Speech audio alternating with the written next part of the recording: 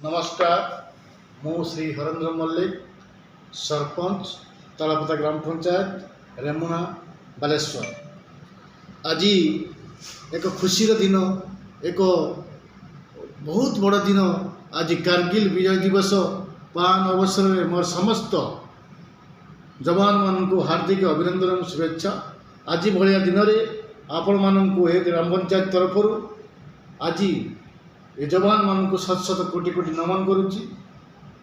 तत्कालीन प्रधानमंत्री नेतृत्व में अटल बिहारी वाजपेयी नेतृत्व में आज आम विजय टीका विजय दिवस पालन करुचु। यही विजय दिवस पालन अवसर में मोर समस्त जो भाई मान शहीद होती वीर जवान मान शहीद होती परिवार मानू मो तरफ हार्दिक प्रणाम व कोटि कोटि नमन करुच्ची एवं मो तरफ मुझे सैल्यूट करुच्ची। आउ गोटे बड़ कथा आज हूँ world mangoes ecosystem conservation day.